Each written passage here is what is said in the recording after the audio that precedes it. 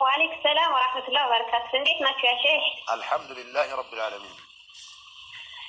የኔ ጥያቄ ያው ግራ የገባኝ ነገር ስላለ ነው። ምን ያለ ነው?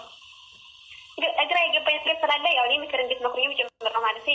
ኢንሻአላህ ዛሬ ወደ ቀኝ ነው የምናስገባው። አትከራከር ኢንሻአላህ። እሺ የኔ ጥያቄ ከሆነች ጋር የዛሬ 3 ዓመት አካባቢ የሚካሰርኩኝ የሚካሰርኩ በኋላ ያው ነገ ዛሬ ሳንል ተይዞ ያው ሳንገናኝ ወደ ሀገር ገባ። ሀገር ከገባ በኋላ መልስም ደግሞ ተመልሶ ወደ አረብ ሀገር መጣ። አሁን ደግሞ እስር ቤት ገባ። ወደ 2 ዓመት ከ5 ወር ያህል በእስር ቤት አሳለፈ። እኔ እስከዛሬ ድረስ ያኔ ከማጠየቁትም ያው ተቸግሮም እየረዳሁን ነበር እና አሁን እኔ ኒካ ብጠይቀው ሐራም ይሆንብኛል እንዴ? እሱ ግን ተቸግሯል ማለት ወዶ አይደለም ግን ነገር ያጋጠመው አዎ ጀዛኪላህ አሁን ሳይዳ ሀገር ቤት ነው እስካሁን ድረስ ያኔ 3 ዓመታችን ማለት ነው። እሱ በእስር ቤት 2 ዓመት ያክል አሳልፈዋል ማለት ነው። እና እኔ ያው ያኔ ኒካ ብጠይቅ ሐራም ይሆንብኛል ማለት ሀገር ቤት ነው።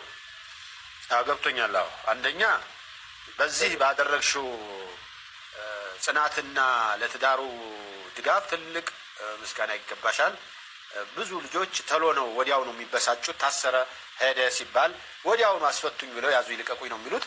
አንቺ ግን ይህንን ያህል ትዕግስት አድርገሻል። ከዚያ ደግሞ አሁንም አለሽ። አሁንም መጠየቅ አለብኝ ወይ ነው። አሁንማ ተፈቷል። አገር ላይ አገሩ ገብቷል።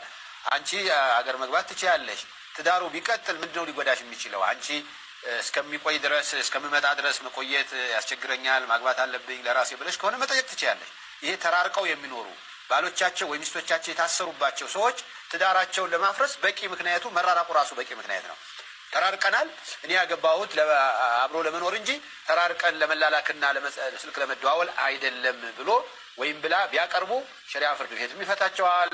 ዘመድ አዝማድም ያውቅላቸዋል። ያንቺ ጥያቄ ምንም በእስላም የሚያስከለክለው ነገር የለም። ግን እንዲህ ጽናት ያለሽ ጎበዝ ከሆንሽ ልጁ ጽናት የሚደረግለት ሆኖ ከሆነ አሁን ተፈቶ አገር ቤት ገብቷል። አገር ቤት ከሆነ የአገር ቤት ድሮም አብዛኛው ሴት ውጭ ያለው አገር ቤት ባላላለው ወይ አገር ቤት ያሉት ወንዶች ውጭ አገር ሚስቶች አሏቸው። እንደነሱ ሆናችሁ መቀጠል ምንድን ነው የቸገረሽ?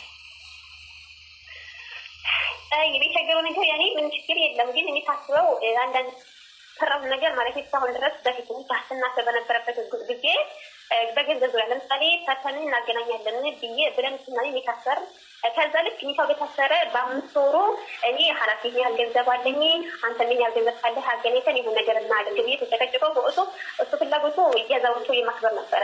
ከዛ እንደዛ ኃላፊነት እንግዲህ በኋላ የትናንት ገንዘብ አይመለከተኝም የራሴን ገንዘብ ብቻ ያደርጋለሁ አንተ እንዲፈለግ ፈለክ ለምን ዝበራጠለው አልኮት እንዴት ያው እስር ቤት ገባልኩ። ከዛ ጊዜ በኋላ ደግሞ እኔ ሰርቼ ብቻዬን እስር ቤት ነው ቤተስቻለሁ።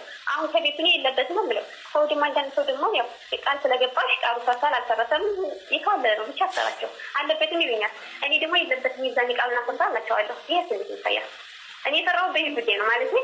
እኔ ቢቀጥልም ችግር የለብኝም። ይሄ ነገ ፍቺ ቢመጣ ከይ ነገር አሁን እኩል ከፈካለኝ ወዶን የነሱ ሰው ማለት ነው። እሱ ላይ ቤተሰብ ነው መፍታት ያለበት። አንቺ ብቻ ሳትሆኚ ያንቺ የምታቀርቢያቸው ምክንያቶችን እሱ የሚያሳምንበት ሌላ ምክንያቶች ሊኖር ስለሚችል ያንቺን ብቻ ሰምተን ውሳኔ መስጠት ይከብዳል።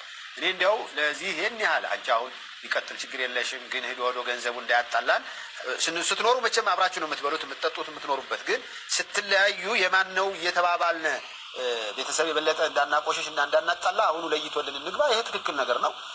ትዳርም ሲመሰረት መባል ነበረበት። አሁንም ቢሆን ያልጠበቀ ውል ካለ ውሉን ማዋዋልና ጠበቅ አድርጎ መያዝ ጥሩ ነው።